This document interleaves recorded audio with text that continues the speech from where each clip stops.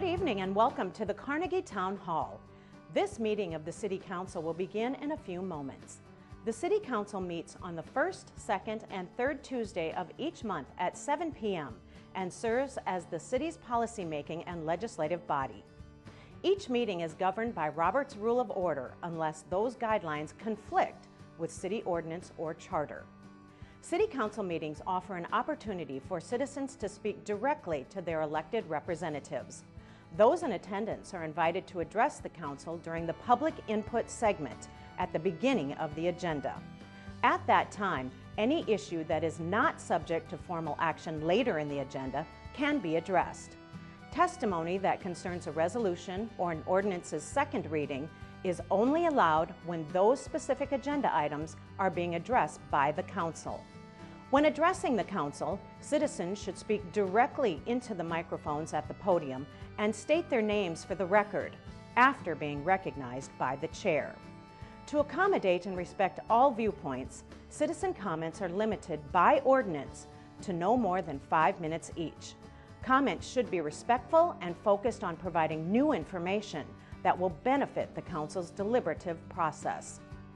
By city ordinance, all remarks must be addressed to the City Council as a body and not to any City Council member, including the mayor. The chair reserves the right to limit the number of speakers. City Council meetings are broadcast live on CityLink and online at siouxfalls.org.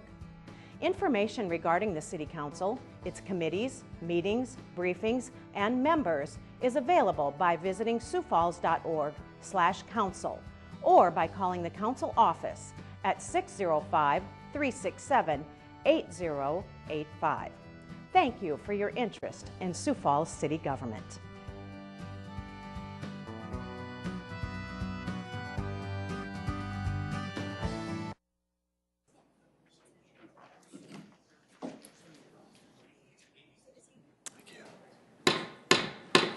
Good evening, everybody. Welcome to tonight's City Council meeting. Thanks so much for joining us. We appreciate it. Today is Tuesday, January 2nd. It is a new year, and we'll start this meeting by introducing you to your City Council. Council members Kiley. Here. Neitzert. Here. Rolfing. Here. Selberg. Here. Starr. Here. Staley. Here. Erickson. Here. Erpenbach. Here. Councilors, thank you for being here. We appreciate it, and we also thank Dr. Ron Tottingham, who is back to lead us with our invocation tonight. Dr. Ron is often here with us, and we're certainly blessed. Thank you. He is from Empire Baptist Temple here in Sioux Falls. What we'd ask, stand for Dr. Ron's invocation, and then please remain standing for our Pledge of Allegiance. Dr. Ron? I always start out by saying thank you to all of you. I appreciate all that you do for our city. You do a lot for it. It doesn't matter what side of the aisle you're on, you care about the city. Thank you. I live here. This is my city. Thank you. I appreciate that. Our Father, tonight, we pray that you'd bless this City Council in a very special way. This is the first of the year of what could be the greatest year we've ever had.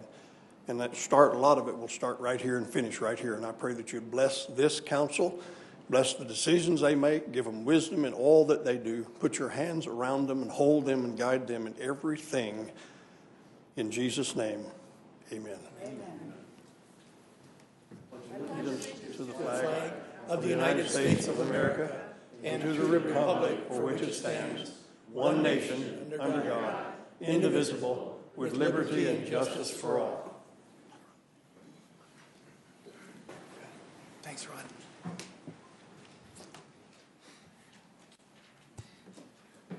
Thank you very much. Council will now move to our consent agenda. Any motions? Yes, Council Vice Chair Erickson. Thank you. I'm looking for the number. I'd like to pull the one for the Sioux Falls Arts Council under Urban Management for 32250. We'll do that. Council Vice Chair, thank you. If there's no others, could I get a motion to approve the remaining items? So moved. Second, Erpenbach. Councilor Roofling's made that motion to approve our consent agenda. Seconded by Councilor Erpenbach. A roll call vote, please. Council members Kiley. Yes. Neitzert. Yes. Rolfing. Yes. Selberg. Yes. Starr. Yes. Staley. Yes. Erickson. Yes. Erpenbach. Yes. That has passed 8-0. Thank you. Our regular agenda tonight, any changes to that, Council? Move to approve, Erickson. Second, Erpenbach. Council Vice Chair Erickson has made a motion to approve our regular agenda tonight, seconded by Councilor Erpenbach. Thank you both. A roll call vote, please. Councilmember Kiley? Yes. Nitzert? Yes. Rolfing? Yes. Selberg? Yes. Starr? Yes. Staley? Yes. Erickson? Yes. Erpenbach? Yes. That has passed 8-0. Thank you. Thank you so much for being here tonight. We do appreciate it. If there is something you would like to talk to the council about, this is a great time to do it. Unless it's an item that is later on, a second reading. Other than that, please just come forward. Give us your name, please. If you could keep your comments to 5 minutes or less, the council would appreciate that. And if you could address the body as a whole versus an individual councilor, we'd also appreciate that. Welcome. Hello, Mayor. Thank you. Thank you, everybody. I am here tonight in... And if you could just state your name, please. Oh, I'm sorry, Catherine Riffle. I'm an advocate for the homeless here in town. I have been approaching City Council to get some things fixed for making life a little easier out there. I have to report a positive outcome here. Yes, our city is doing a better job in getting people into safe shelters.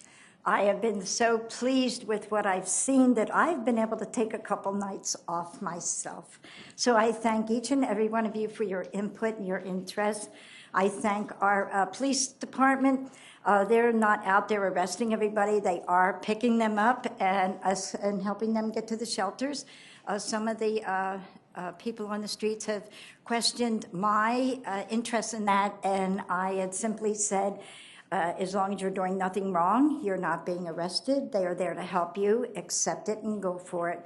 And they've come back and thanked me for it. I've had numerous people deliberately come into the library while I'm doing my course study work and thanking me for being out there and helping them and to encourage other people to help them. So I'm really pleased about that. I thank you, Mayor, for your input years ago when you helped people with donations and set up a good rapport for others to follow.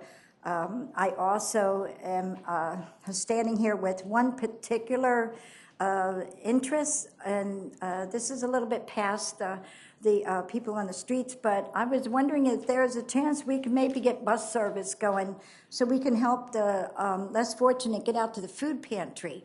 I myself make numerous runs a month. I take 4 people at a time because they can't get out there. They don't have the money for gas. There's no buses that run out there. And since I have noticed when I go out there that the same people seem to be the same ones that are going, and they're the ones with automobiles and transportation. The ones that can't make it are the ones that are hurting a little bit. What I do is I have people accept the donations, and anything they don't want, we put it together and we put another little basket together and give it to someone else.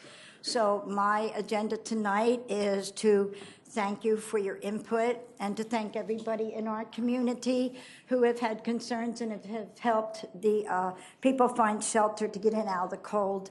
I am myself healing from numerous griefs of my family departures and their deaths, but I am doing better.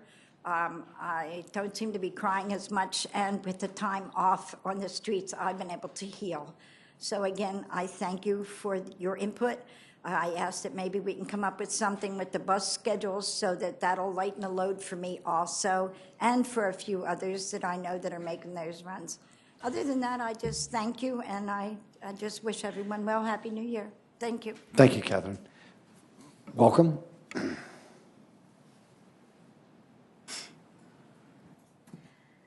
Good evening, Council and Mayor. I'm Jolene Letcher, and I've had the privilege of meeting with many of you as a mayoral candidate. But tonight, as you go forward in your discussion regarding the downtown parking ramp, I just encourage you to remember that a strong partnership for all is better than a quick deal for some, and that as we look to spend the public's money in public, that we assure people that it is being done in a strong, smart way, and that we continue to have those discussions publicly so that we can assure people that what's happening is in their best interest above all, and that you examine the options of looking at a stronger contingency fund in public-private partnerships, either here or going forward, when a partner may have open investigations or pending litigation as well.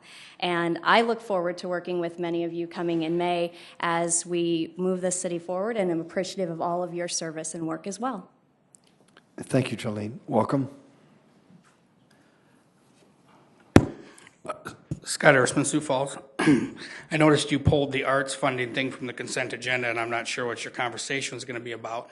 But an idea I've had for a long time for arts funding is, since the bonds have been paid off for the pavilion and we are still collecting that third penny as an entertainment tax, I think it would be a great idea, instead of just giving chunks of money every year, we should dedicate a percentage of the entertainment tax, and I say percentage, not a dollar amount, to arts funding.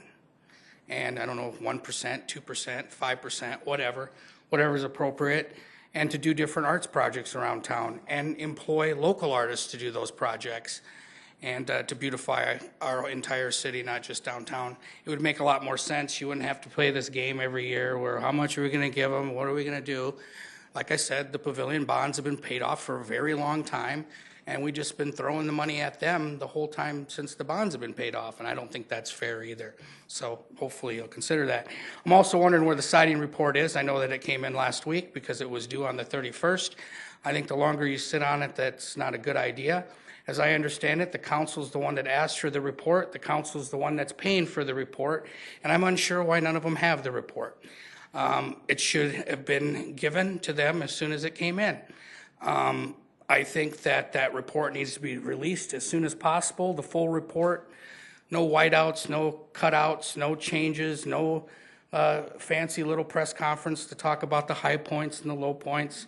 The whole entire thing, put it up on the website, let the public decide. We don't need to have a big rah-rah session about what's wrong and what's not. We can decide for ourselves. We're all pretty smart people. I think we understand what cracks are, or holes, or what siding is. Lastly, I want to talk about the first reading. I'm hoping you all pass that tonight for the parking ramp. I think it'll give you, I don't know how long you guys are going to have, a week or 2 weeks, but I think 2 weeks would be a good time to explore this more. If you start digging on your own, I get calls every day about different people digging around on this. Legacy Development is involved in a lot of weird LLCs, different things.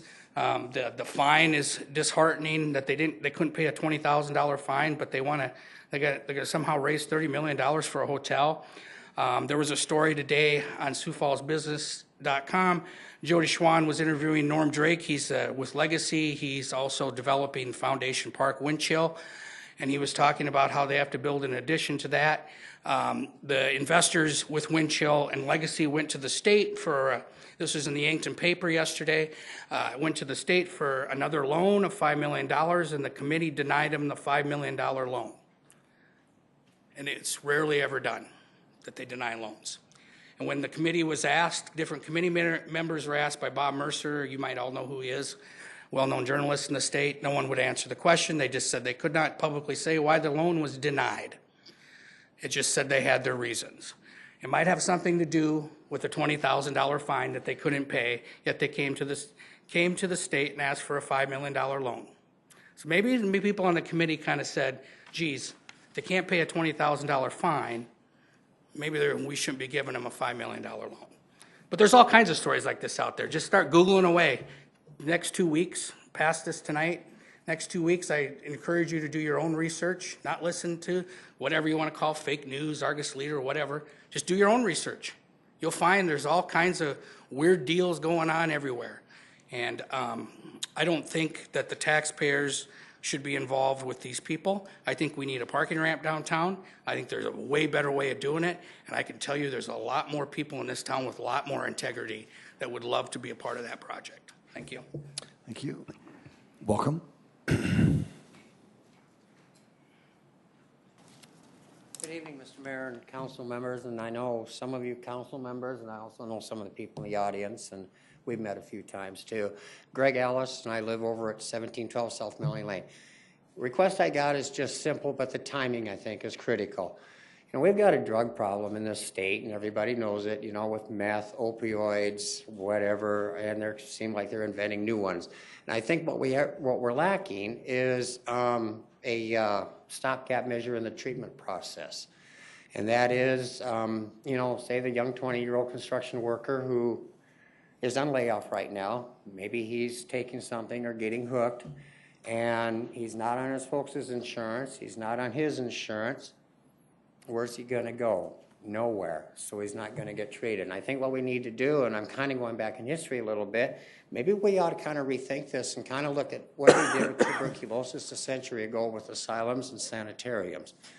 And maybe we need to bring the state in on this, and I don't know, lack of a better term, is buy a farm, put a couple of dormitories up there, and, you know, where people can get away. But the thing we need to do is we got to make it long-term. Minimum 6 months, maybe up to a year, just to get the stuff out of their system, get the friends or the bad habits out of their systems and stuff like that. But with legislative session coming up, and I did have a meeting on this back in July. I had federal DEA, Mr. Johnson from Lincoln County, Mike Milstead from Minnehaha County, a couple of state's attorneys, and suggested that idea about sanitarium. Nobody said no. But the only thing I'm asking for you guys is, you got a bigger loudspeaker than I do. Throw it out there, you know, maybe in conjunction with the health department and the police department. Just throw out an invite that you're going to have something the weekend before the last day that bills can be introduced in the legislature. Bring everybody together, judges, lawyers, law enforcement, whatever. See who are RSVPs, and we'll run from there. But, you know, you guys can do it. You can get it out statewide and see what happens.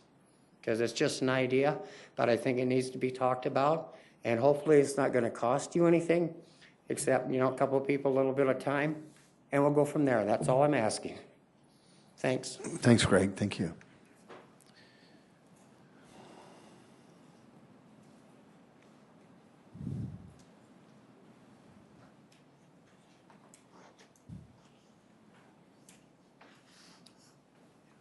Good evening. Good evening. To the council. Hey, ma'am, I watch every, I'm sorry, it's Sue Ann Bird. Thanks, Sue. 300 Southwest Avenue, Sioux Thank you. Falls.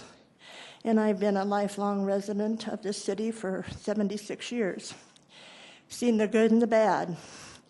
And I just want to make some comments. I watch you on Tuesday nights at home on television.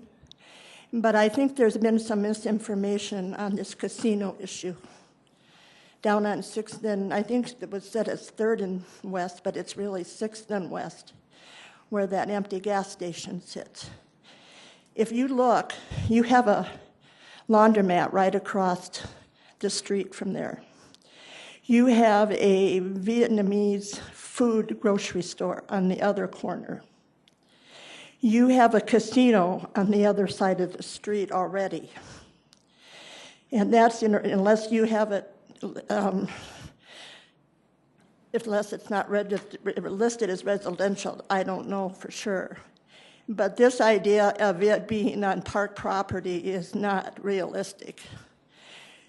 I used to drive that every day to go to work for Sanford. And there are not people sitting on Colville Lake, which is supposed to be the park border, waiting to, you know, I mean, there's just nobody there. And it's not going to interfere with if those kids are fishing or if they're feeding the ducks. You got ball games going on the other side of West Avenue there, and they're having their fun and drinking beer and playing games. But I don't think that this man should be denied the right to open up this business.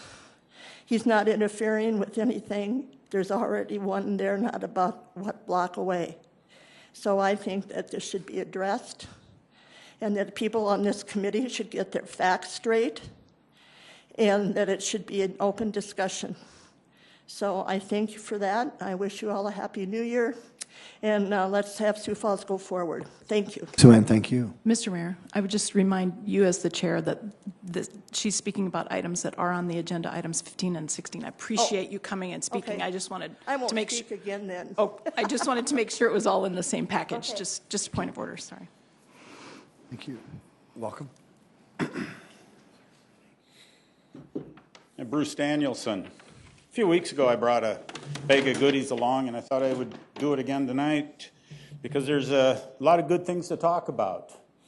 We've been waiting for several weeks concerning the event center siding. We haven't gotten any kind of a report in. You guys, Scott mentioned here a little bit ago that you guys were supposed to see the report first, and we're not, from what I understand, nobody's been able to hear anything, see anything about the report yet, and want to make sure that you get a report that actually is signed. Here, give you a pen to do it with. I want to show you what siding is. Here's the actual siding that goes on the building. See? People don't like to pay attention here. They like to have sub-conferences about everything while we're up here trying to let everybody know what's going on.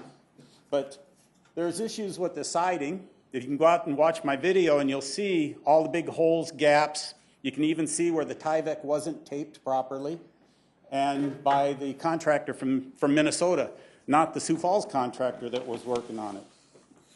I brought some white out so that the city can white out anything that they don't want this council to see, because my understanding is you guys aren't going to be able to see the information first. And while we're at it, I figured, there's probably stuff that you're going to redact that you can't do with whiteout, so here's a Sharpie for you. We've got tape because I know that the thing's going to get shredded, torn apart in multiple different ways, because that seems to be the way this administration likes to do things, so none of you actually get to see what's going on. And here's some packing tape so that you can really put the big tears back together, and I have I've seen where that actually will tie envelopes back together. But I have something here I was going to have Jim put up on the board, a couple things. Because looking at the bidding requirements and conditions that are in city ordinance, do that one first. We look at this stuff and we wonder how a fine that was assessed several months ago is ignored. I can't imagine this administration not knowing that there's been a problem and a fine has been assessed, and then we pushed last month to get this parking ramp through, just like the event center was pushed through, just like the administration building was put through. That we keep pushing through all of these things without even following our own ordinances. And this administration had to know about those issues with the EPA. And now if you scroll down to the bottom, Jim, this is the really good one. So last month, we pushed through the building and everything that went with it, even though they had a $20,000 fine, and here in the city ordinances, if it has more than $10,000 fine, the bidders are non-responsive bidders and have to be rejected. There's something seriously wrong with the way this city likes to jam things through, and we're not supposed to care that this is happening. You got a chance tonight to pass this on to second reading.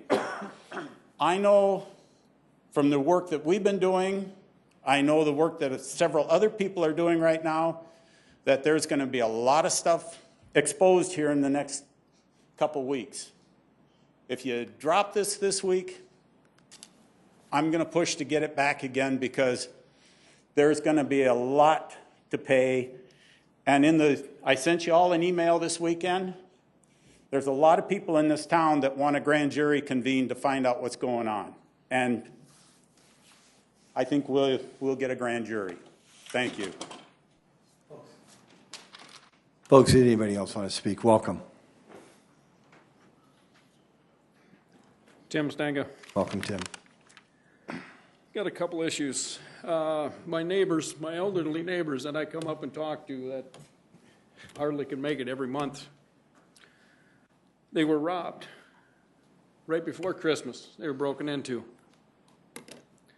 I know the police have a lot of things on their on their mind and on how to do things, but being able to put something on the neighbor's doors to state that there was a robbery in your neighborhood, and make sure you have your lights on, make sure you have maybe a TV on, so that way you know that there's been a robbery. You got to look a little bit ahead. Not a single cop came over to my house, not a cop came over to the neighbor's house to ask them if they've seen anything out of the ordinary. And it happened between 6 and 8 o'clock at night, so it wasn't after midnight, so it's something that people might have seen. Just by putting a sticky note on somebody's door stating that, hey, there's been a robbery in your neighborhood. Have you seen anything out of the ordinary? If you did, call this number. That's all we need. I know the police are strapped. Another question is on plowing. When we plow around cars and we put tickets on cars, how long do they get a sit? Because I got cars in my neighborhood that have been plowed around twice, 2 tickets on them, and they're still sitting there. So my question is, when do we decide that, hey, this car's got to go? And I don't know what the ordinance is on that. Another thing, I was looking at this article in the paper. City Council honors superheroes. I was sort of looking at that and I thought, wow. I guess I was going through the article and it says that, well, the city council meetings are negative and whatnot. Tim, if we could save that for later on. That's a resolution that we'll be talking about later on. Okay, I'll talk about that one later on. Thank you. Okay. Then let's go to this asbestos deal. I've talked to a lot of people. I was certified to get rid of asbestos. I went through the training course. I know what it takes. I know that you have to have a permit. I know that you have to cordon off every single window. It has to be airtight. I know that everything has to be double bagged before it goes out to the landfill. I know that it has to go to a special place in the landfill. I know that you have to have a respirator on. I know you have to have a uniform on, and it's got to be taped around everything. It's got to be sealed tight. Now, I guess the question is, and this is for the city council and the mayor, what did these guys do right? Everything that these people have done, they didn't have a respirator, guaranteed. These people did not have suits on. Every single door, every single window was not taped off. None of this asbestos was double bagged. And it's just a coincidence that they come out, and if I'm correct, it was on the 2nd of December when they came out with this fine, in between December 2nd and Christmas time, I suppose, I can't remember. All of a sudden, that fine is gone. Doesn't that make you guys just want an answer? Doesn't it make you guys just think, how in the heck can we let this slide? We have garbage haulers that we chastise if they're not recycling. We come down on them if they're not getting a can in the garbage out of the recycling or a plastic container, but yet we got people running asbestos out and we don't want to know what went on and why it was, the $20,000 was just thrown away. It seems like we're rewarding people for doing wrong things. We had a garbage hauler that we gave him a credit card. I think it was 2 to 3 years. He didn't pay. But what happened to him? He's no longer in business. Why is that? Because he didn't pay. Do we have a double standard in this town? Start thinking about it a little bit. Things have to change in this town. People want, matter of fact, the poll, when Kettleland poll today, they brought out, what do we want to see in this city in 2018? Transparency, 80% of the people. Thank you, Tim. Welcome.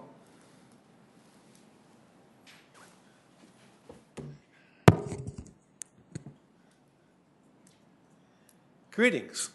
My name is David Zokaitis, and I'm here to talk about parking ramp mechanisms. And as an aside, in case you haven't noticed, I'm campaigning for mayor. Check out the bright, colorful t-shirt. Here it is. David, speak to the council, Anyway, please. Here I am. Parking ramp mechanisms. My outline here, it's kind of short, but it's a good introduction. I'm going to talk a little bit about human tradition, human nature, and that will lead to an assessment of the history of the parking ramp and then how we can make things a little bit better. Okay, so the nice thing about tradition is it makes us feel safe, it's comfortable, it's familiar. On downside, sometimes some traditions aren't so good, but there's a whole lot of inertia with traditions. And one of the traditions here is that the city council goes along with the traditional RFP city process. Keep that in the back of your mind. Now, as far as human nature goes, sometimes we're into problem avoidance. Handy in the short term, really bad in the long term. And this is not a matter of intellect. A lot of really smart people like to avoid problems. Okay. Now, if you put the previous two concepts together, tradition and human nature, it helps to explain how organizations really function, how tradition carries on, and how the parking ramp process has gone through here in Sioux Falls. Now, legacy developments and their associates, they have some issues. I've encountered these 6 problems that have been publicized in the news and have come up here in city council meetings. They have multiple safety violations. They were involved in the collapse of the Copper Lounge and involved in a man's death. There's an ongoing criminal investigation. Somebody at the council meeting reported that they violated a lease. They illegally dumped asbestos. And there's this $20,000 fine that was just forgiven. I think there's some corruption problems either in state laws or however this action was enforced. And I really don't think the city needs to reward this kind of behavior for legacy developments. All right, so there's some issues with the parking ramp. Let me highlight some of those for you. The Walker report gave us a certain cost for publicly available space, and the city wants to do something that's 4 times that cost. If you look at the contract we put up and the number of publicly available spaces, look at the Walker report, it's a factor of 4. Not 1 or 2, that's not extreme enough, but a factor of 4. I showed the math a couple of presentations ago. We've also got some secret cost appraisals and some secret proposal selections, secret beneficiaries, highly subsidized lease. Looks like we picked a bad company. A lot of issues there. Last couple of meetings, people have said that the RFP process works. Well, it works wonderfully if you like secret cost appraisals. Works great if you like overpriced arrangements. Works great if you want to ignore petitions. If you like massive subsidies and hidden investors, the traditional RFP process is wonderful. But if you like open and efficient government, it's a whole other story. So if you want to try to change tradition, you've got your work cut out for you. Trying to change a bad management practice, bad policy, very difficult. I've done it before, and it's a lot of work. You need patience, determination, and a lot of information. So I try to keep that in mind when I'm coming up here and talking to everybody. Now, I'd like to make some recommendations. Council should demand transparency. We need respect for taxpayers. And bad contracts with bad companies should be revoked. Pretty much all there is to it. Bad companies, bad contracts, out they go. Now, as is always the case, I like to say we should enjoy our world. And here's a picture of a sunset I took here in town a couple of weeks ago. And with that, I bid everybody a nice, colorful evening. Folks, anybody else? Welcome.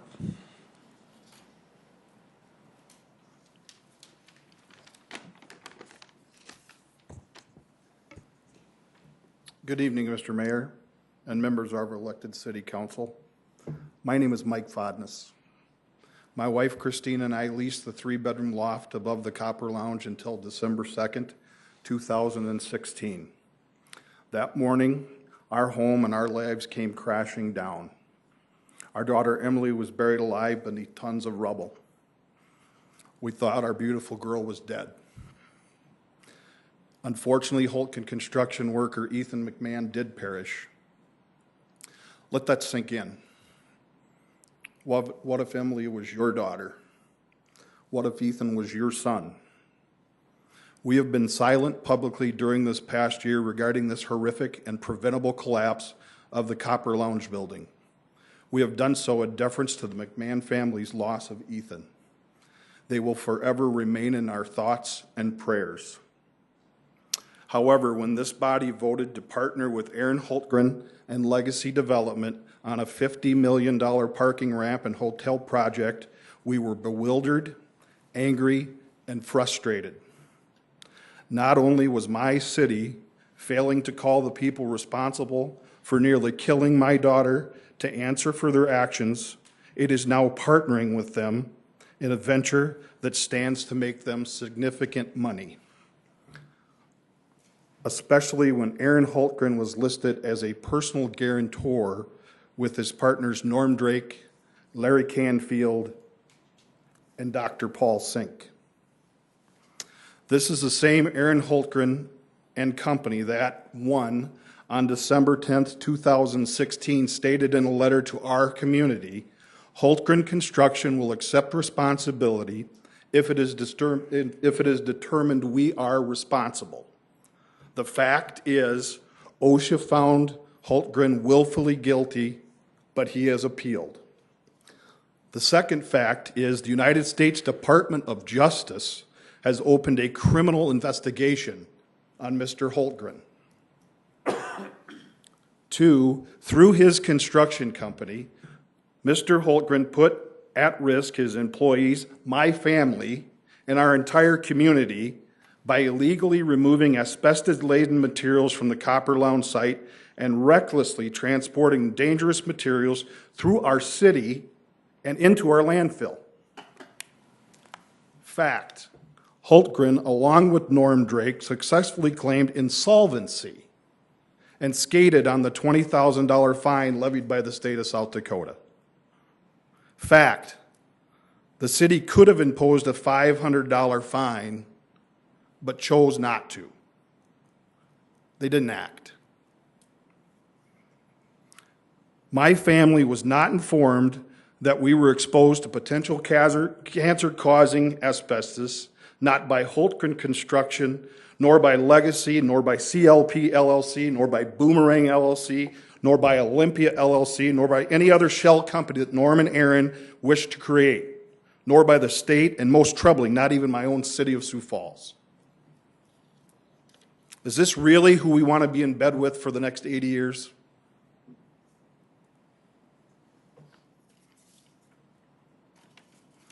If it is, then we as voters must look to make the appropriate changes come Election Day. Mr. Mayor and council members, as lifelong residents, it was Chris and my dream to live in the heart of this city. That dream has turned into a nightmare for my family. Our family lost everything material and sentimental that we ever owned. Our lives were turned upside down. My daughter almost died. She'll have to deal with her injuries and PSD for years to come. It's a day I'll never forget. I believe it's a day our entire community should not forget very soon. I strongly encourage the council to reconsider getting further involved with a developer who is associated with criminal and OSHA investigations, illegal dumping of asbestos, failure to pay fines assessed by the state, and a complete failure to address the harm caused by victims of the building collapse. To date, we have not seen any headway in them making good on their promises. It's been a year. It's been 13 months. Nothing. Thank you for listening. Thanks, Mike. Appreciate it. Anybody else? Welcome. Hello. My name is Pam Sabo. I've lived here most of my life. I want to discuss the conditional use permits that the city of Sioux Falls issues. And I know I dealt with this before you became elected, Mayor Mike, but we had a business in my neighborhood that requested a conditional use permit. They presented their blueprint on what the city council reviewed and approved that conditional use permit. However, That never came to fruition. The blueprint that was presented has never, ever happened. And I did some investigation quite some time ago and looked at conditional use permits as a whole. And 90% of all the conditional use permits that were given to car lots, they never follow through with what they present to you to vote on. And the blueprints do not ever have any meaning whatsoever. So I think that there needs to be some kind of ramifications when the blueprint that's presented to you to vote on never comes to fruition. So there's no penalty, there's no, you can present it and you approve it and that's it. It either, nothing happens. They don't have to follow through with what they present to you to vote on. So how is it that there is nothing that can be done in those cases?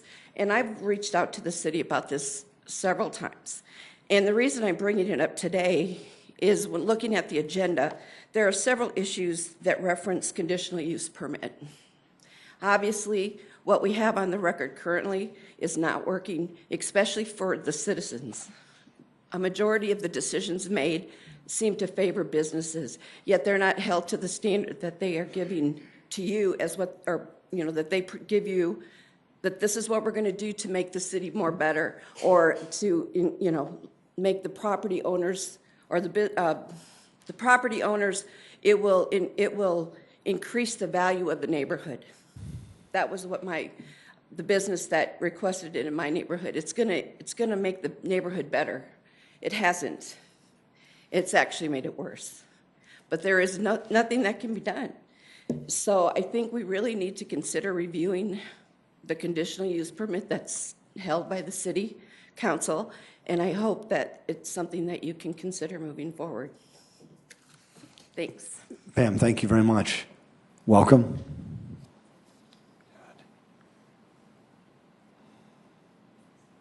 Happy New Year. No one responds here? Okay, my name is Clara Hart. I live on Kaylin Place. I just have a brief remark, actually.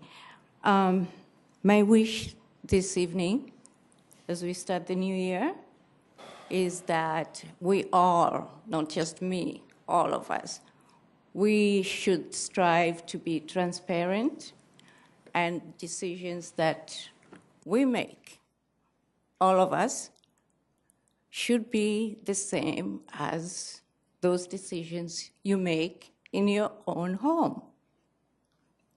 Thank you, and thank you for your service. Thank you, Clara. Folks, anybody else? Very good, thank you. We're going to go to the item that Council Vice Chair Erickson brought up involving the Sioux Falls Arts Council. Councilor Erickson. Thank you. You're welcome. Mr. Mayor, the reason why it was pulled is the amount does not match the contract amount. The amounts are too different, and so I'd ask that this council not approve this item tonight. I'd ask for your support in not approving this, and let urban management bring it back with the right numbers on it, maybe next week or the week after. Very good. So I'd move to approve.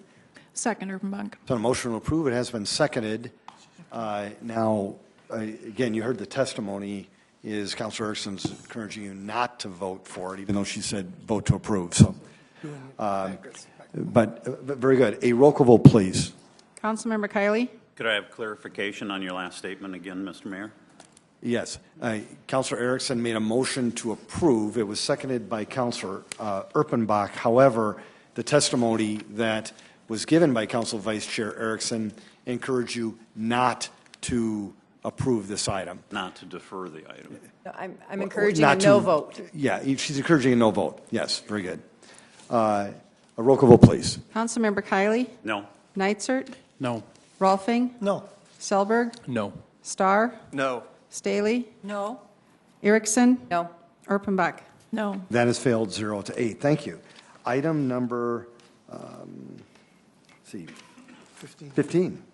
Item number 15 is deferred from the City Council meeting of Tuesday, December 19th, 2017.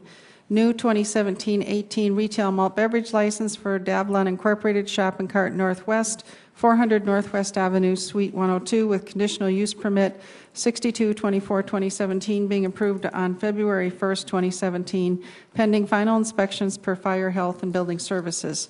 Item 16, deferred from the City Council meeting of Tuesday, December 19th, 2017, request to include video lottery terminals with the new 2017-18 retail malt beverage license for Davlong Incorporated, business name to be determined, 400 Northwest Avenue, Suite 102, with conditional use permit 62/24/2017 being approved on February 1st, 2017, pending final inspections per Fire, Health, and Building Services.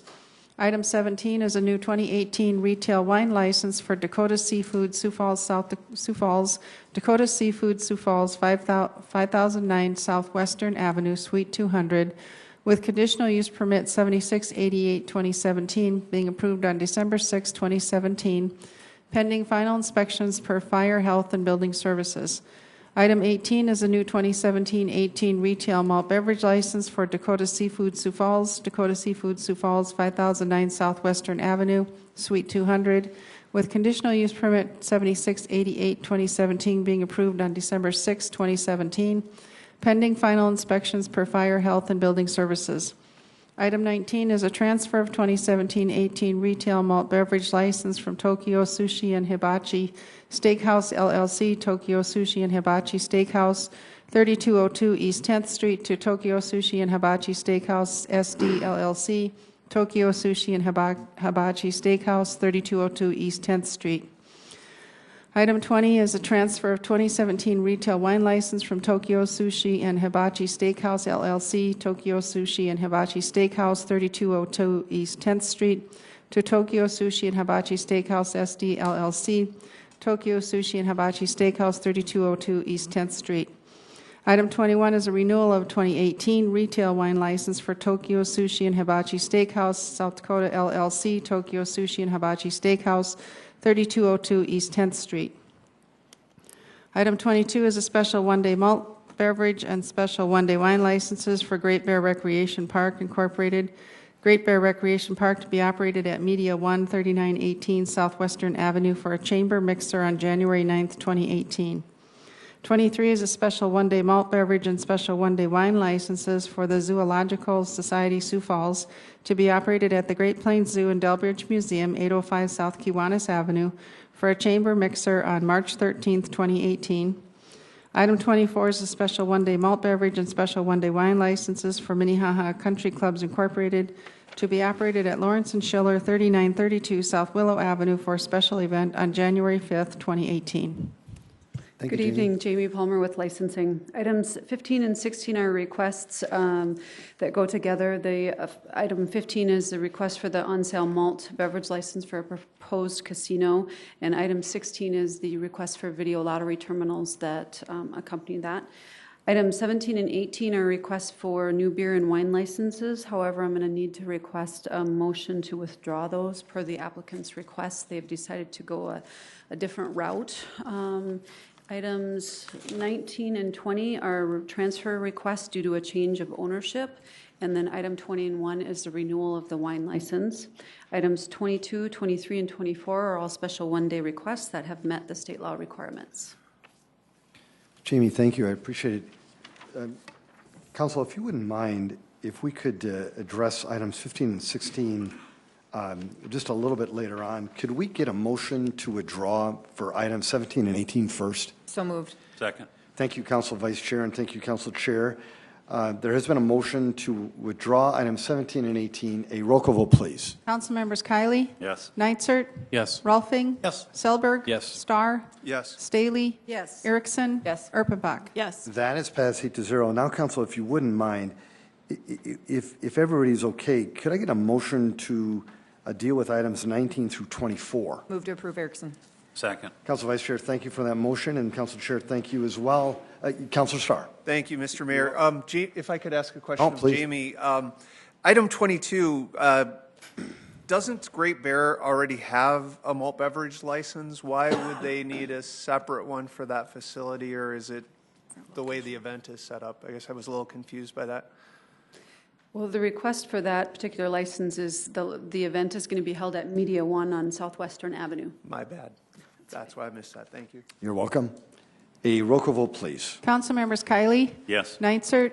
Yes. Rolfing? Yes. Selberg? Yes. Starr? Yes. Staley? Yes. Erickson? Yes. Erpenbach? Yes. That is passed 8-0. Councilor Urbanbach. Thank you, Mr. Mayor. You're I welcome. just wanted to thank you, Jamie, too. I was honestly surprised that these were deferred when we had a conversation about them, so I'd like to talk just briefly about items 15 and 16. I spent a delightful more than an hour with Mr. Greblos, and he helped me do some homework on this project. It's at 6th and Western, and it is very near to Terrace Park. It is not directly adjacent to Terrace Park. And the way that he is setting up the casino is on the farthest end away from the park as possible. And because of my expressed concerns and some concerns from other folks, he has said that he won't put a casino sign on West Avenue, and so I appreciate that. And so I just wanted to make a comment to my colleagues, and certainly if you have questions for Mr. Greblos, that you can certainly do that, but he has been very good about giving us all sorts of information about this project. One of the things that I had hoped for in this location was kind of an eatery with an outside seating. It's so close to the event center, and I'm been very clear that I'm adamantly against video lottery, that I believe this state needs to stop relying on something that preys on people in need and preys on people who are addicted to something like that. But the way that Mr. Greblos is setting this up includes that funky little eatery that I was kind of thinking about. I didn't say it to him before he told me about it. And it includes that idea that video lottery is not awesome, but he needs it to pay his mortgage. And so I'd certainly, again, open it to questions for Mr. Greblos, but I would encourage you to vote yes on both of these items. Councilor, would you want to make a motion to approve? I would absolutely do that. Motion to approve both items 15 and 16. Second. It's been seconded by Councilor Nitzert. A roll call vote, please. Council members Kylie?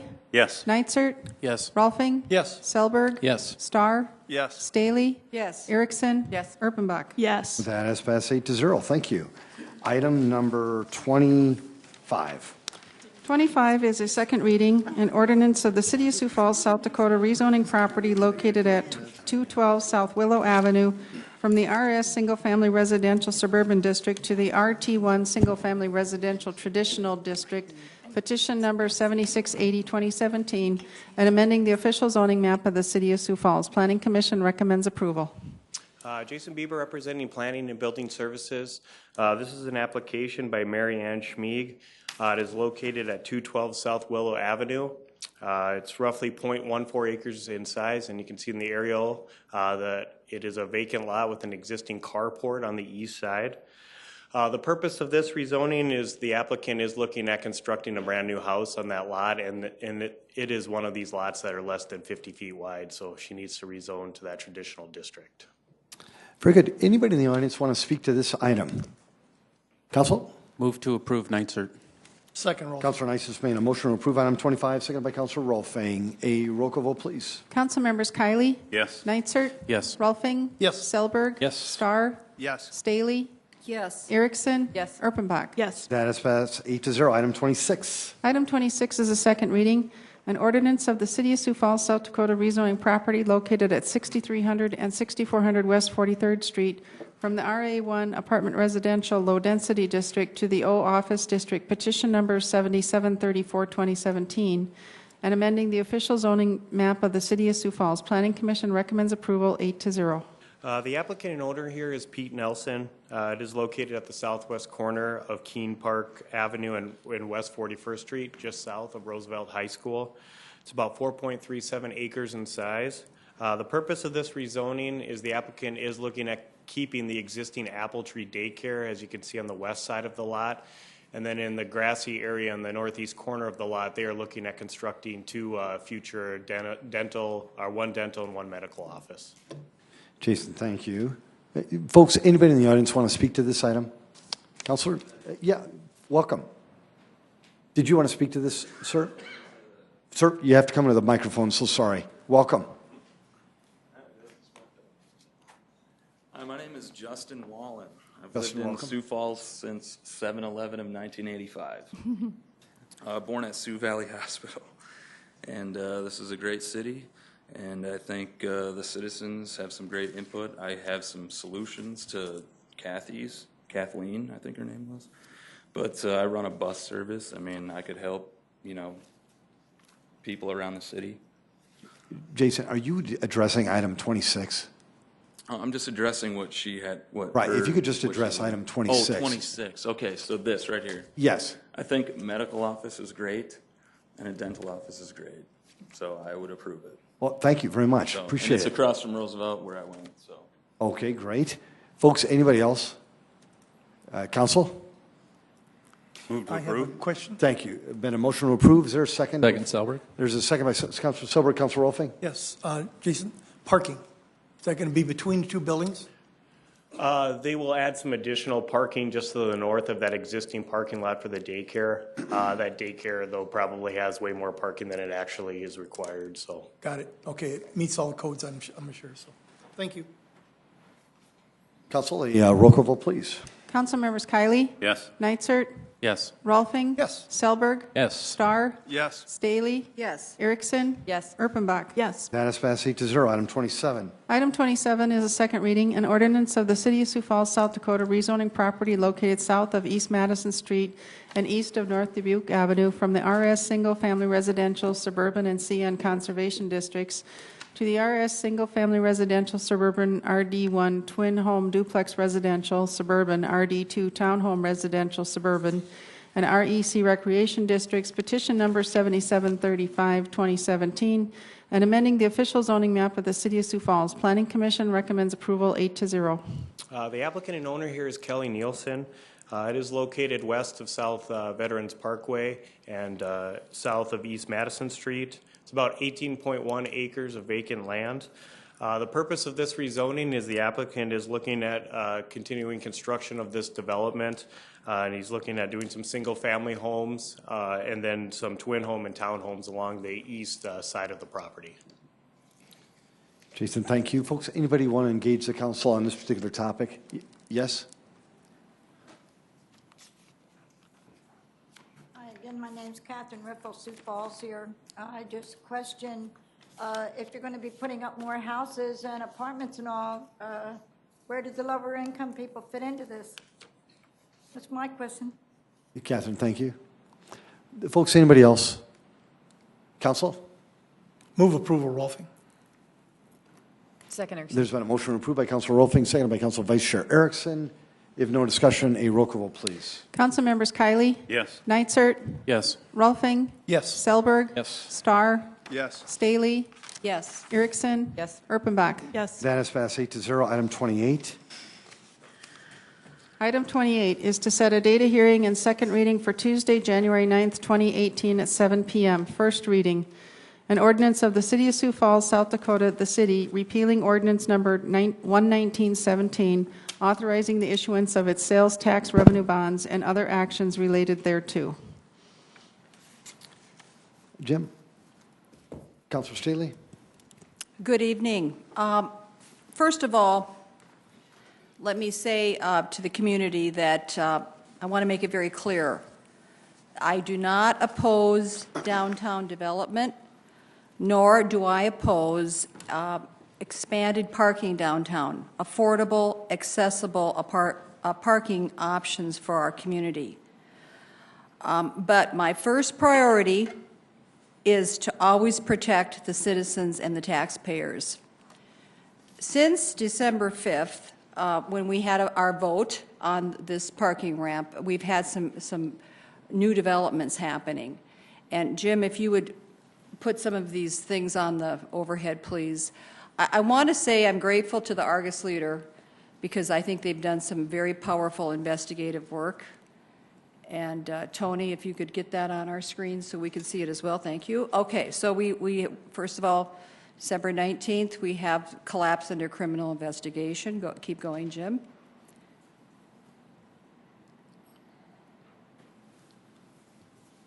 Building collapse probe, Hultgren not fined by city for asbestos violations. That article showed up. Next one, please.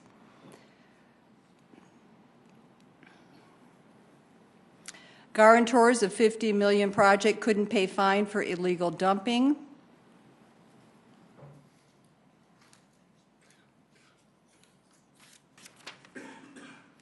Top city officials in dark on asbestos violations.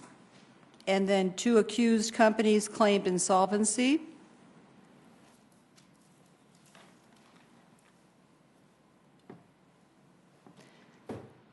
State company illegally removed dumped asbestos.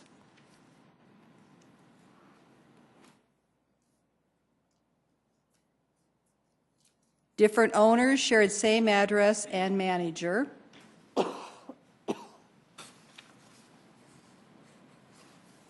And last week, investigation prompts parking ramp repeal efforts. So in light of the recent developments concerning the guarantors of legacy development and facing the possibility of criminal charges, that many questions, and we've heard people talk today, I want to say I'm deeply grateful to Mr. Fodness for coming up and speaking. Thank you so much. And I know we all feel for you. We feel for all the families. Councilor Starr and I are going to bring an ordinance tonight to repeal the funding of the project. I've been working with our city attorney's office to craft the wording for this ordinance. We are well within our legal right on the council to put the brakes on this thing. And I noticed on the Argus's website as I was coming here tonight that at that time, 6 of the mayoral candidates were weighing in on our side.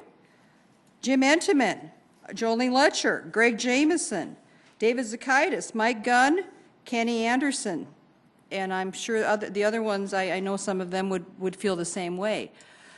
So this is not a life or death issue here. I believe it is in the best interest of our community, of our citizens, to lay this down. This is the first reading, people. That means we have 1 or 2 weeks to consider this, to think it through, for the sake of our community, to say, is this really, do we need to go forward with this right now, or maybe we can wait? And not that a public-private partnership can't work, but this thing is just very problematic for me personally. So that's why I'm bringing this forward. And Councilor Starr was supporting me in that, and I appreciate that. Council Vice Chair Erickson. I just have a couple questions, not for the councilors that brought this, but for either our attorneys or Director Ketchum or even Matt Nelson, maybe Director, if you want to maybe come up. One, I want to ask the first question I want to ask is what is the personal guarantee? What does that mean? The Darren Ketchum, Community Development Director, City of Sioux Falls. That personal guarantee is something that beyond the limited liability company that exists, in this case, the personal owners of the company, so Norm Drake, Larry Canfield, Paul Sanker, and Holgren, are personally guaranteeing, so penetrating through that corporate veil to them privately to deliver this project. So if something were to not go as planned and there's an issue at the limited liability company level, we have the ability to go to them as individuals to force the completion of the project and deliver it as agreed to in the documents. And it's my understanding that's really different than other contracts we have or things in place. The other question I want to ask you is what is Village River Group LLC? This is public knowledge. It was formed. Before you answer that, please, one of the things that as I started reading the document and going through this, one of the things that happens often is assignments, an assumption agreement, and a transfer. I'm going to just read this a little bit and maybe have Danny or Darren help educate us on this a little bit more, because it was pretty complex and it's taken me several phone calls and email exchanges to try to understand exactly what this means, because I guess it's fairly common, but not something that I've really have dug into a lot. So it says assignments, transfer, change in identity of developer, permitted liens, encumbrances until final completion. Developer shall not sell or assign any portion of its interest to the private improvements or this agreement without the prior written consent of the city. City's consent shall not be unreasonably withheld, but may be conditioned upon many other conditions. The city's receipt of written confirmation that any assignee agrees to assume all of the obligations of the developer. It goes on, and basically, in a nutshell, it means that we can transfer this over. Is that my understanding? As long as you all agree to it and they agree to the changes, that this can be done based on, it's page 17 of the agreement. Is that right? Yes, Counselor, that is, it's in section, Article 10, letter B, is the provision that allows for the assignment of this development agreement, and it's something we have been working towards. It's one of those things that until the agreement was effective on Friday, you can't assign something that is not effective. Right. So the assignment could not occur prior to the ordinance becoming effective Friday. So it can be transferred as well as the guarantees?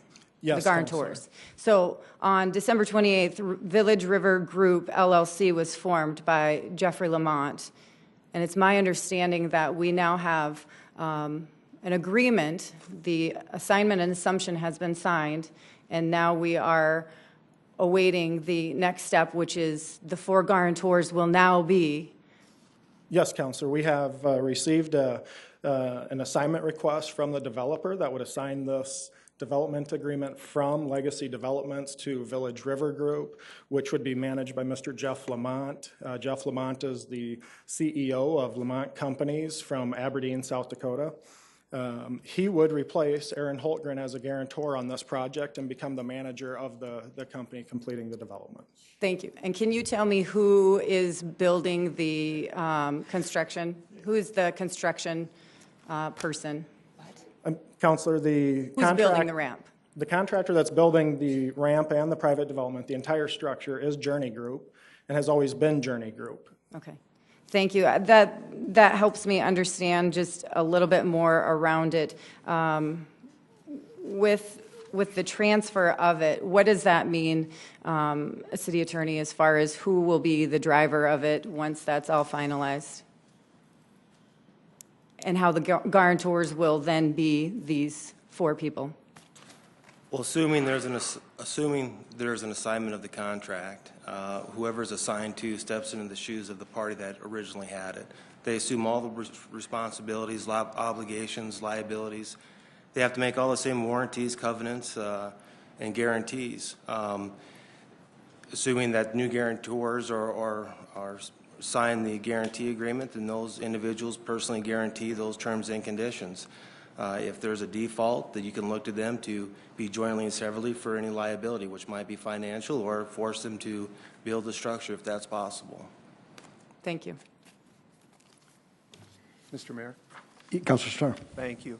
I had a huge presentation tonight to do, but after Mr. Fodness is coming forward after a year of silence, I would move to set a date of hearing for item 29 for January 16th, 2018.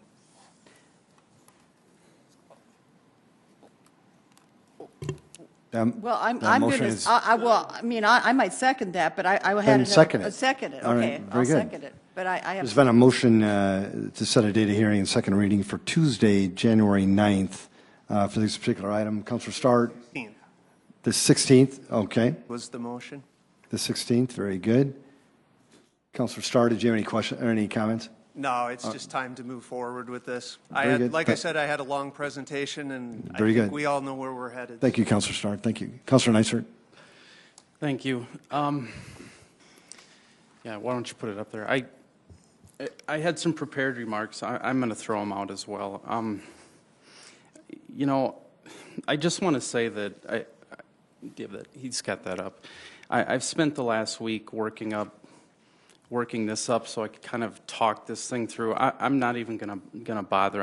I just want to say that, you know, it's really frustrating that I'm running around here on Christmas week trying to get all this stuff together, and we're putting ourselves out there and we're getting beaten over the head about this deal because there's a lot of details that people need to know, and I just wish the administration would be out front on this and be talking about the details of why this is different. I mean, the average person is saying to me, "Why are you doing business with X?" And I'm trying to explain how this works, and I'm going, it's just frustrating going it alone. Can you go to the other one for me? So I'm not going to go through this, but the whole point is that we have a different developer, we have top-notch builders, all that stuff. And then we have all of these protections for the city that are in the contract. This is so difficult because it's very hard to sit and explain all of these details.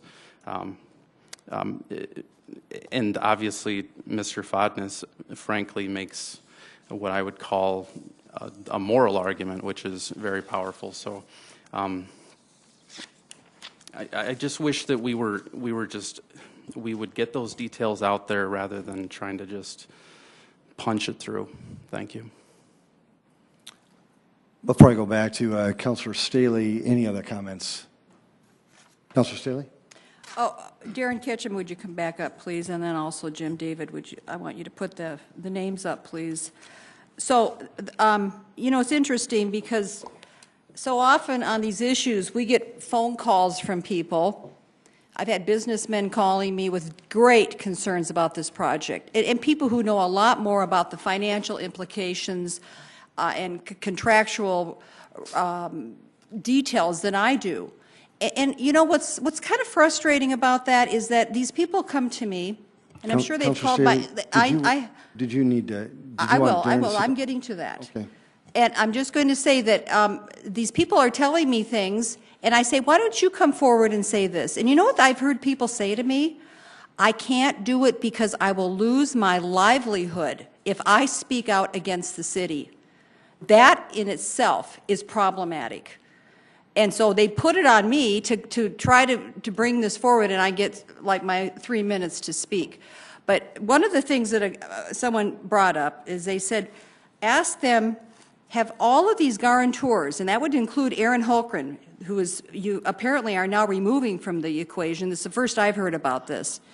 But did Aaron Holgren and Norm Drake, did they sign a personal financial statement certified, true, and accurate of their net worth before we took them on?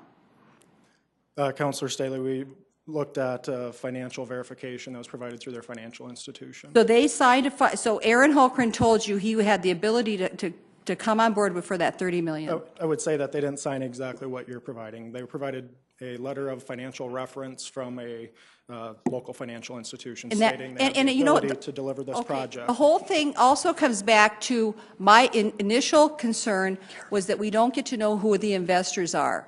And now we're shifting things around to say, well, it's going to be this person and then this person. And when something gets so complicated that we need to have a flow chart to show us why our community needs to get on board with this, something is wrong.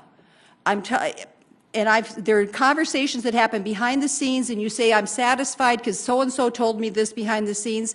And then I say, we got to be able to say this to our public, that this is why we're going forward with this. And at the end of the day, the RFQ was decided by a group of people. Would you put that up, please? The group of people who came together who said, this is how we're going to do this. We've chosen legacy.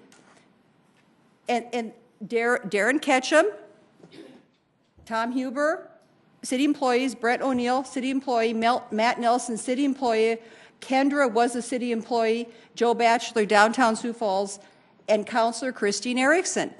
Again, a confidential group coming together, looking over all the options and coming up with legacy development. So I don't know that this is a thing that we can't set aside. Maybe it is going to be legacy, but I think we need to just take a breather and set this down. A roll call vote, please. Council members Kiley, No. Neitzert, Yes.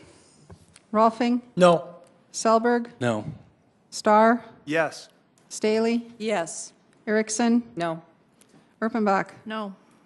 That has failed 3-5. Item 20, do we have to do 29 as well then? Item 29. Item 29 is set a date of hearing and second reading for Tuesday, January 9th, 2018. First reading, an ordinance of the City of Sioux Falls, South Dakota, the city, repealing ordinance number 12017, authorizing the mayor to enter into a development agreement between the City of Sioux Falls and Legacy Development and Consulting Company, LLC, and other actions related thereto. Councilor Staley? And once again, this was partnering up with the thing that was just voted down, which I just feel so sorry for our citizens. Councilor Staley, did you want to make a motion on this particular? I would move that we approve this. To the same date, January Yes. 16th? Yes, I Very would. good. That has died for lack of a Second. second. Councilor Starr, very good. Any discussion? A roll call vote, please. Council members Kiley, No. Nitzert, Yes. Rolfing, No. Selberg, No. Starr, Yes. Staley, Yes. Erickson, No. Erpenbach. No. That has failed 3 to 5. Item 30? Item 30 is to set a date of hearing and second reading for Tuesday, January 9th, 2018 at 7 o'clock p.m. First reading. An ordinance of the City of Sioux Falls, South Dakota proposing a city charter amendment for the April 2018 election through Charter Amendment Article 8, Section 8.01B.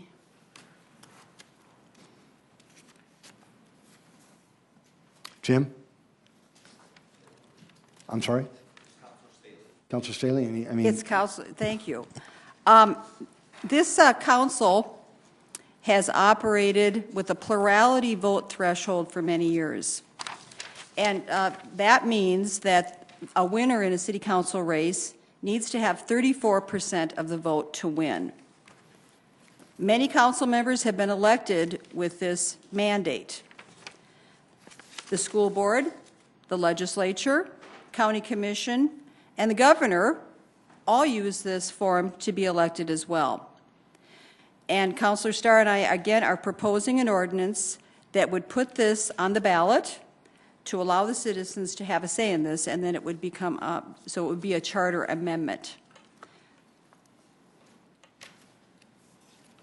Councilor Staley, did you want to make a motion? I move to approve this. Second, Starr. On a motion to set a date of hearing and second reading for Tuesday, January 9th. Is that the date you want, Councilor Staley? Yes, that is. Councilor, okay, and it has been seconded by Councilor Starr. Any comments? Councilor Rolfing? I believe Councilor Staley may have a wrong fact. I think the plurality for the governor and for legislatures is during the primary, or even in the inside the parties, not on the general election. And I believe that the jobs that we do are, I believe the jobs that... Hang on there. Mr. Dennison, I would just kindly ask that you be respectful of the body.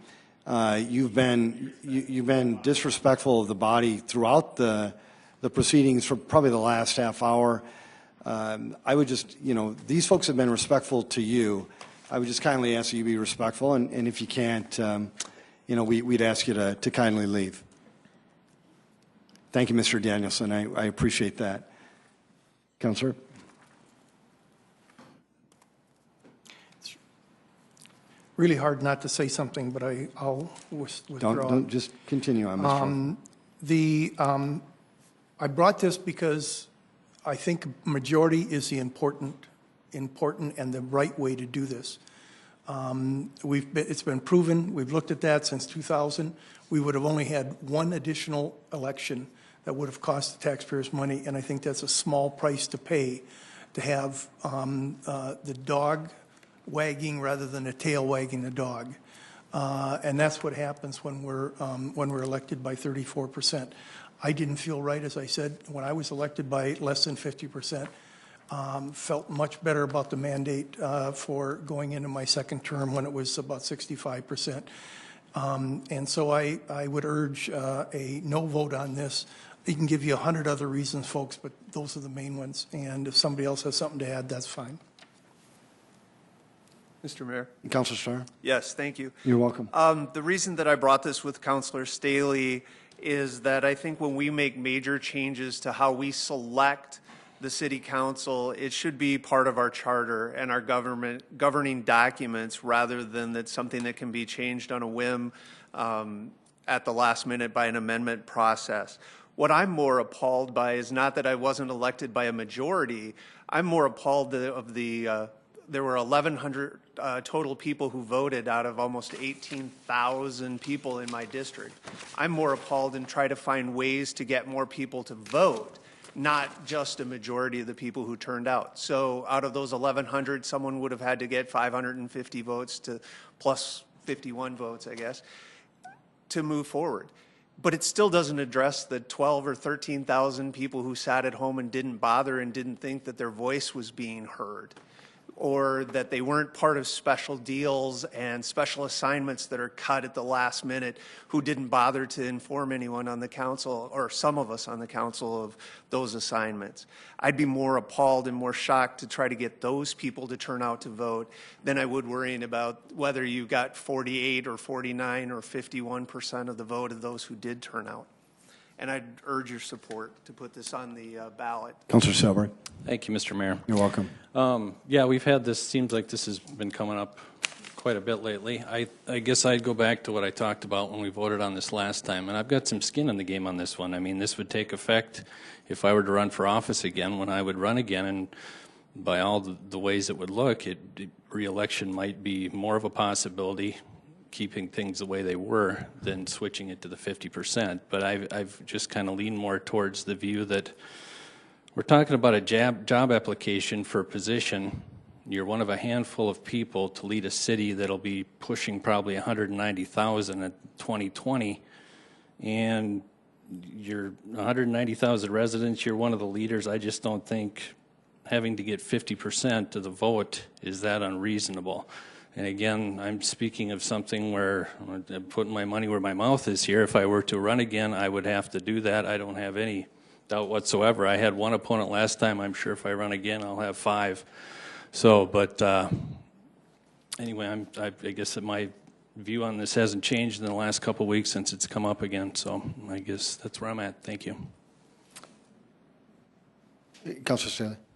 I was just, Jim David, if you come up for a clarification, on the legislature, I guess I thought that was a plurality. I don't ever remember runoffs in legislative races. Do you know? Good evening, Jim David, Legislative Operations Manager. I might defer to our city clerk if he's still here, but as my understanding is in the legislative race, it is a plurality. However, I think Councilor Wolfing was getting at that there is a primary and then a general election. I understand, but at the end of the day, there's... Correct. Yes. And let me also say that Councilor Neisert, myself, and Councilor Starr were all elected with less than 50%. I think we've been working very hard. I mean, I think saying that this has to be the mandate is really kind of a slap in the face to us. And I challenged Councilor Selberg after the last roundabout with this to say, you know, do we want to keep track of the hours we're putting in and the people we're contacting to say, you know, we're not doing as good of a job because we got elected with 48%? I think this has been working well for the last 23 years. And just to come out of this in the dark of the night on the end of another amendment without letting the citizens have a weigh-in on this was wrong. This didn't have a first and second reading. There was no chance for people to weigh in on this. It just happened. Is that how we do business in our community? So this was a way of letting the citizens have a voice in this. And that's why we brought this forward. You still might not agree with it, but letting it go to a vote would make sense. Councilor Mog. Thank you. I think the point about the legislative thing, that there's a primary and then there's a general election, is a really great example of how this council could work and will work this year under this plan. You do that plurality in a primary so that you pick the best one out of each, you know, so you pick the top 2, right? And then you have a general election, you vote between the top 2. Same thing. That's exactly what this proposal is. And it's how this election is going to work this year. If you put it on the ballot and change it, then it will change for those folks that are running for election 2 years from now. I I can't disagree with that idea, but I think it's unfair for this council now to suddenly be saying this should be a charter thing when all along it's been by ordinance. I think we're at a point where we need to leave this alone and let this work itself out. If it doesn't function the way that we think it should later, then a future council can make changes. But right now, for us to put it on the ballot for this year is unfair to those candidates this year and more fair to those folks that are running 2 years from now. Councilor Chair Kelly. This has never been about who's put in more hours than other counselors or who's put in less hours. This is about the representative being or representing at least 50% or more of the individuals that elected them. I'm not sure why anybody should be threatened by that.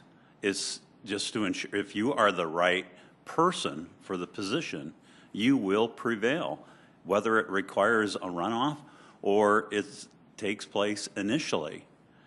And you have that responsibility as a candidate to project yourself to the individuals that are electing you and to convince them that you are the best candidate for the position. And in defense of Councilor Rolfing in this particular case, Councilor Rolfing reached out to every member of this council prior to bringing this forward. So this wasn't something that just came out of the dark. He gave the courtesy to all members and alerting everybody, even those that he felt would be on the opposite side. Am I correct in that, Councilor Rolfing? Thank you. Yeah, thank you, Mr. Mayor. You're My welcome, quick comment Councilor. would be is that's exactly where I think the difference where I'm coming from a couple of councilors is this is, I'm trying to vote this again. If I was going on my own personal, would this be best for me? It'd be easy to go the other way. Maybe I'm trying to think of kind of the city of Sioux Falls, and here's the requisite, and I don't think 50%'s out of line.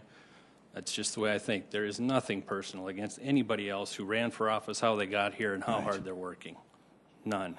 So I just wanted to make sure people knew that. Great deal of respect for everybody who holds a seat and what they're doing. This has nothing to do with that. Thank you. A roll call vote, please. Council members Kiley, No. Neitzert, Yes. Rolfing, No. Selberg, No. Starr, Yes. Staley, Yes. Erickson, Yes. Erpenbach, No. Mayor Huther. No. That has failed 4-5. Item 31. Item 31 is a resolution establishing the Sioux Falls City Council's Citizen Recognition Program. Councilor Selberg. Thank you, Mr. Mayor. You're welcome. Well, I won't repeat exactly what I said at the information or a couple weeks ago. We put a lot of work into this. We're not reinventing the wheel.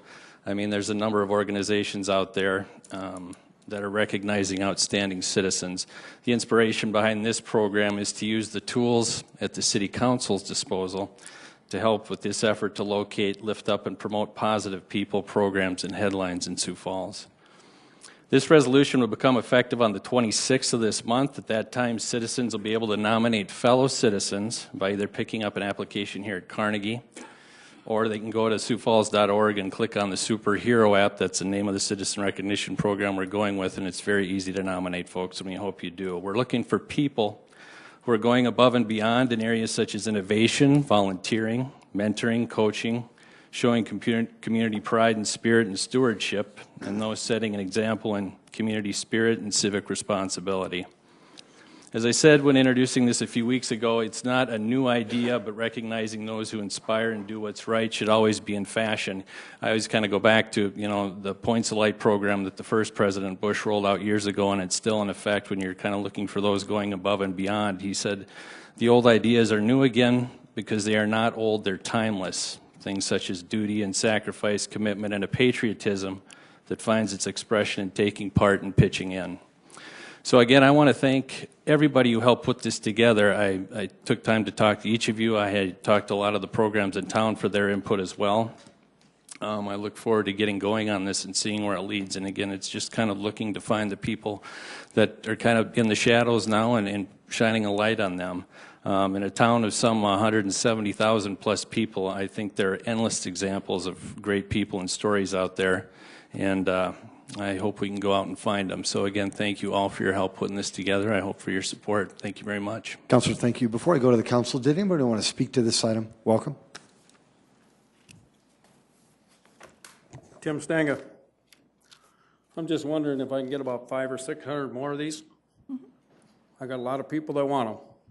So I'm asking for about 500 or 600 copies of these, hopefully by next week, because I'm going to hand them out and we're going to get something done. We talk about positivity. When you watch city councilors that come up and they want people to come up here and be positive, but it's so scripted, it isn't even funny. On what is going to be asked, what question is going to be asked, to who and who sitting out here, it's all scripted. The people of Sioux Falls have to wake up. What is going on in this city is a travesty. We have the most crooked city that I've ever been in. Mr. Stinger, now I'll tell you what. No, here's the citizen deal. recognition We're talking program. about this recognition program. Right. So let's talk about that, please. How we pull this out is just beyond me. Well, this guy he gets in about 10 different organizations, and he goes and does the football, the basketball, and boy, he's a great person. What about this woman right here? This is a hero to me. This gal should be recognized every single time she walks in here. That's a hero. It isn't somebody that stands in front and does basketball or football or wants to be on every thing that he can be on. A hero is somebody that goes out, spends time with the homeless people, and isn't afraid to bring somebody into her house. 500 of these next week. Yeah, Mr. Stinger, thank you. Welcome. Scott Ersman, Sioux Falls. I'm wondering if we could put the language of the ordinance up. I wanted to point something out on there, on the screen. With this ordinance, this resolution, I'm sorry, if you could put it up there. There's something I would like to see amended in there. Hold my time until that comes up.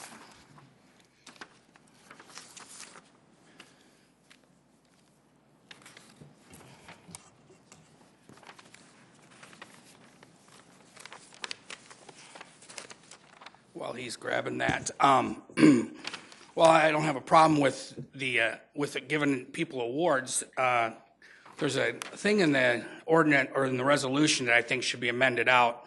It has to do with, and once he gets it up there, we'll point it out. But it has to do with political activity. And I had a friend said, "Can I nominate you for this award?" And I go, "Apparently not." They put a clause in there that keeps people like me not getting awards like this. And it's down at the bottom. It says the nomination. Right down there, nominations based on overall positive achievement, impact, or contributions to community, citizens resided 12 consecutive months, blah, blah, blah. And it says, and nominations on matters of political controversy, events, organizations, no direct relationship to Sioux Falls, political campaigns, etc. I find this kind of fascinating because we have a counselor over here that won an award, the Spirit of the Dakotas, a very prestigious award on her political activities, getting snow gates for our city. We have a counselor over here that helped with save the date and change the date of the school date, political activities. They don't deserve to win awards because they got politically motivated and did positive things for our city. I think they do. I think that should be taken out. I don't believe in that. That was purposely put in there because people who are politically controversial are negative. I've always told people there's honesty and there's no honesty. There's no such thing as negative and positive. If you're being truthful, that is one of the most positive things you can do. And it has nothing to do with political controversy. So I hope you take that out. And I would like to make my first nomination, too, while I'm up here. I'd like to nominate Aaron Holgren for pulling the biggest scam this city has ever seen in history.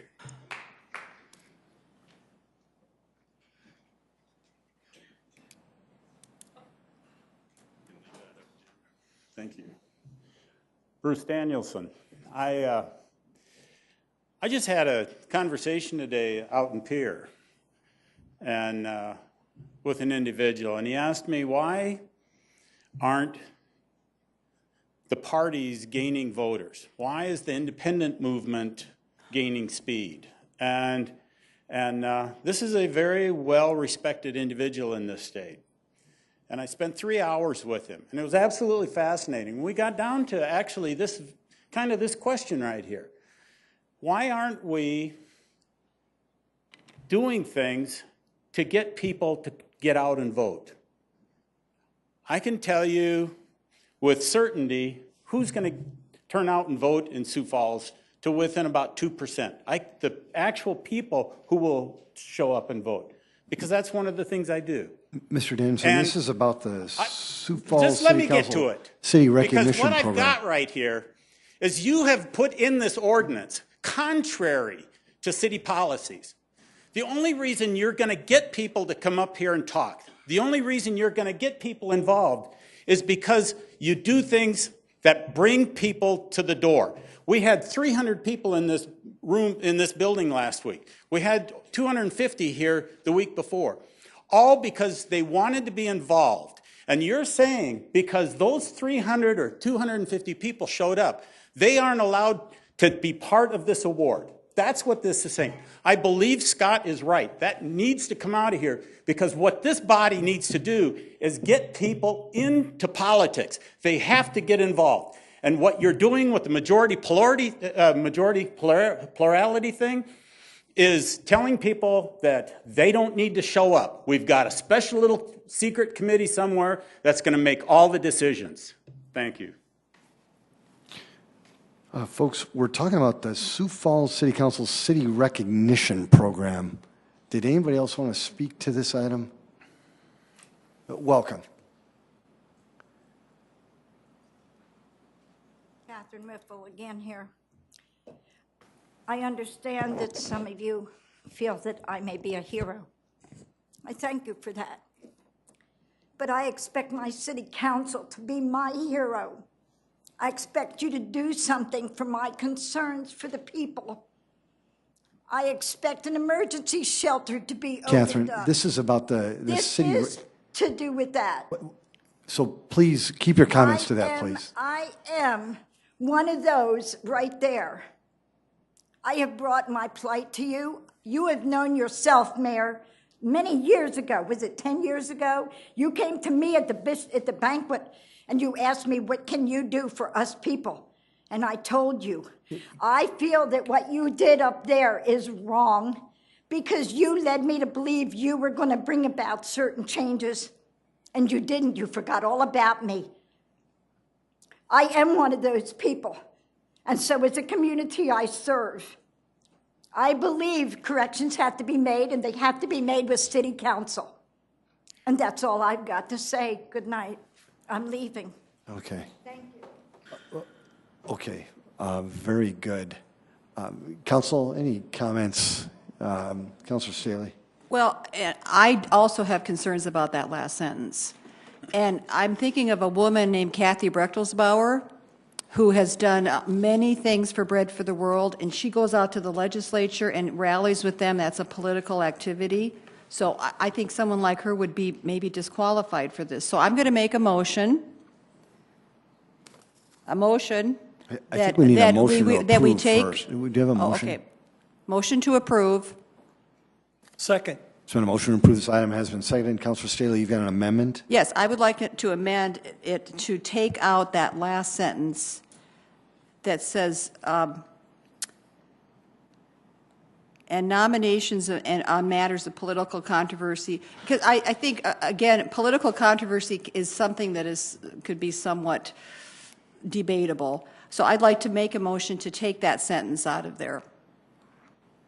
Second. Very good. Then I'd like friendly amendment, if I could, if you could adjust that to leave in the part about event organizations with no direct relationship to Sioux Falls. I mean, in honor of what Councilor Stelber's trying to do, he's trying to honor, I mean, I hope, Mr. Stanga, I hope you'll nominate this woman. Nominate her, for goodness sake. But I'd like to keep it focused on Sioux Falls as a positive thing. I mean, Kathy Brechtelsbauer is a great example. She does a lot of lobbying on the state level. She's here once in a while, you know, telling us about bus fees and whatnot. But Councilor Buck, not to interrupt, but Yeah. the word Councilor Staley took out were "and nominations on matters of political controversy." That's all she took out. I thought you took out the whole thing No, because of just political campaigns. 5 or 6 words, 7 words, and nominations on matters of political controversy. So to that first comma, To that first comma, she took those out. nominations on matters of political controversy, that's what you're taking out, Councillor Staley? Yeah, can you move that little thing? Well, then the last part there, contrary to city policies, I'd like to take that out there. Well, because, That's what I'm just saying. You said to take the whole thing out. I'm Now you saying wanna- leave you wanna in take the the whole direct thing out now? relationship to Sioux Falls. Yeah, that's what she said. She wanted to take the No, whole thing out. actually, she didn't say that, Councilor Buck.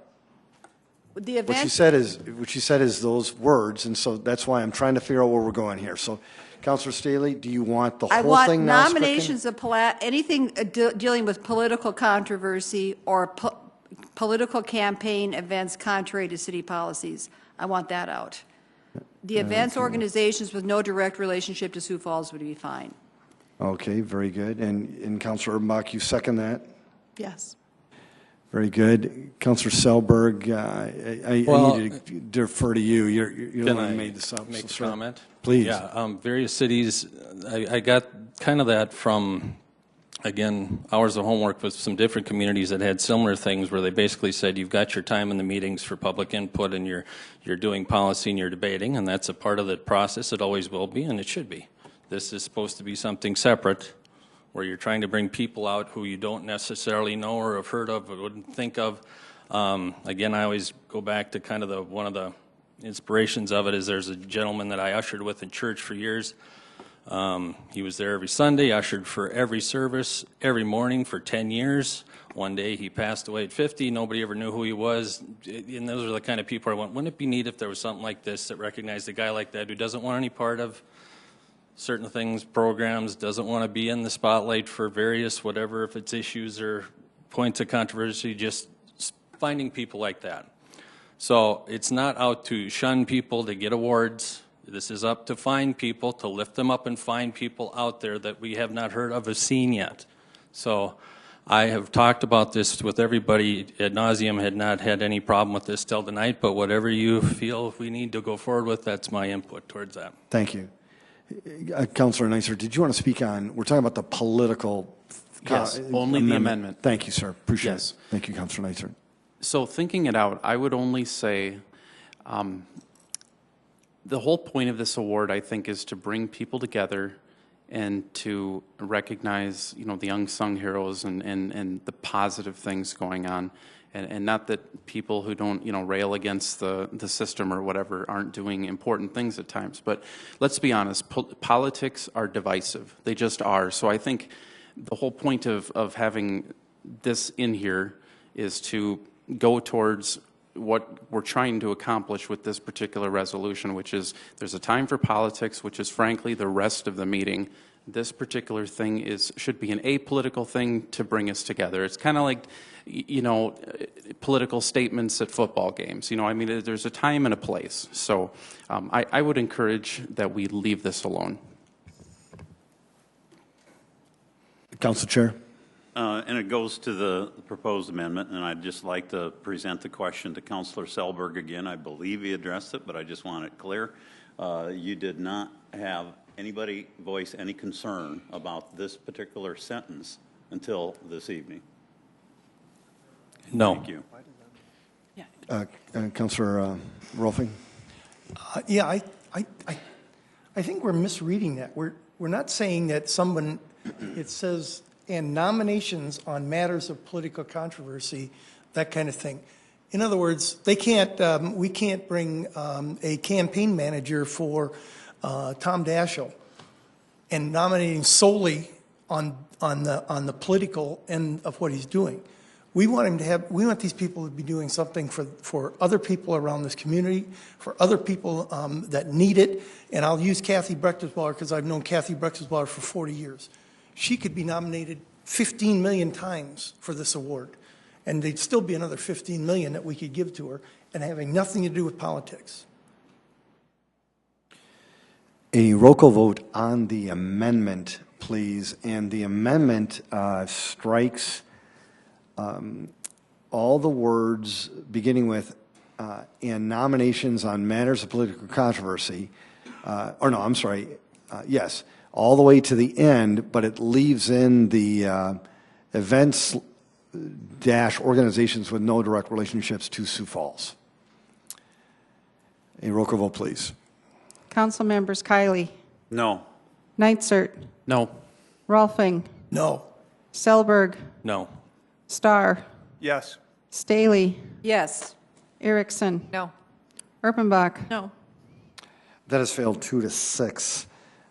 Council, yes, Councilor Starr? I guess maybe a question of clarification. I want to know what the deadline is to make an amendment to something that comes forward. If I haven't objected in advance, I guess I don't have the right to make an amendment or move forward. Councilor Starr, I'm going to let you folks hash that out as a body. I think that's the most appropriate place to do that. There must be a deadline or a time where I need to object. Councilor Starr, there isn't, but you can do your homework prior to this. If you truly want something to pass, you're going to work on that beforehand. Council Chair. On this event, no, you did not. Council Chair. Your answer. Councilors, in respect to the body as a whole, I'd ask you to, let's stay focused on the resolution involving the City Council's Citizen Recognition Program. We do have a motion. Yes, Councilor Erickson. I just want to say that I like this program. I am thankful for Councilor Selberg bringing this forward. I know he's talked about this for well over a year, maybe not publicly, but something that he's worked on and had some different ideas and come to some different conclusions. And so I'm appreciative of this. I know there are some other programs around the community that do recognize other people, but I'm thankful for the opportunity to get to know some other folks that are active in our community, that are trying to lead and doing great things. Oftentimes they do it because it's what they believe in and it's what their heart leads them to do, not because they want recognition. And most times people will probably feel somewhat like, oh, I don't want to be there. I'm a little bit embarrassed. I just do it because it's what I do. And so those are the kind of people that we want to bring in here and say thank you to. And so thanks for your vision for this. I find some of this conversation this evening quite interesting, and I hope that the rest of the council will support this program and honor really the intent of what is really to come. Thank you. Councilor Munn. You know, I just want to echo that too. I wasn't going to say anything, but Councilor Selberg, this shows some leadership in a way that this council we really needed kind of a shot in the arm. I realize that your experience on the city council hasn't always been the positive experience that I've had over the last 7.5 years, and so I just appreciate you thinking differently about this. And I do look forward, as Councilor Erickson does, to meeting some of those folks. It's going to be a fun time to just have just a couple of minutes of saying, "Hey, good job! Thanks for being part of our community. Thanks for making this a better place." So I appreciate your leadership. A roll call vote, please. Council members Kiley, Yes. Nitzert, Yes. Rolfing, Yes. Selberg, Yes. Starr, Yes. Staley, Yes. Erickson, Yes. Erpenbach. Yes. Councilor, that is passed unanimously 8-0. Item 32. Item 32 is a resolution including certain contiguous territory within the corporate limits of the City of Sioux Falls, South Dakota, Annexation 7772, 2017, and 7786, 2017, Cappenman property, East 26th Street and South Veterans Parkway. Council Mayor, Albert Schmidt, Sioux Falls Planning Office. This is a petitioned annexation by J&R Company or the Cappenman family. It's located at East 26th Street and Veterans Parkway. It's part of one of the areas that we've been working on since 2015, talking with them on annexation and what a concept plan for development could look like in the area. It is to note this is the largest undeveloped annexation island, pocket, sandwich, whatever you want to call it, in Sioux Falls at about 221 acres. It should be noted that of that 221, there are 14 acres of city-owned land we're annexing along with it because it's all contiguous and part of the same area. This is the first annexation that we've used, and you have it in front of you and also online for the public to see with newly developed staff comments, so that hopefully they're a little more insightful on what we've talked about, what comments have been made to developers, what to expect going forward. Abutting non-annexed properties have also been notified of the annexation as part of our dialogue in last year's discussions with our annexation task force, so we had two property owners where we mailed out letters to inform them that indeed a property abutting their properties was being annexed, and if they had questions, they could contact us about what that meant for them or what their questions or concerns may be. We received no specific questions or concerns on that. Going forward in the future, this area, the concept plan shows that we'll do a rezoning anticipated early this year to do single-family twin homes, townhomes, apartments, commercial and office zoning among the 221 acres. Areas likely to develop in two phases. The north half of the area north of 33rd Street, I should say, will likely develop first. The area south will likely develop second after the first half has developed. And the applicant is present if there are questions. Albert, thank you very much. Appreciate it. Folks, did anybody want to engage the council on this resolution involving the annexation? Council? I'll move approval, Rolfing. Thank you, Councilor. Second, Erpenbach. Councilor Buck, thank you. A roll call vote, please. Council members Kiley, Yes. Nitzert, Yes. Rolfing, Yes. Selberg, Yes. Starr, Yes. Staley, Yes. Erickson, Yes. Erpenbach. Yes. That is passed 8-0. Thank you. Item 33.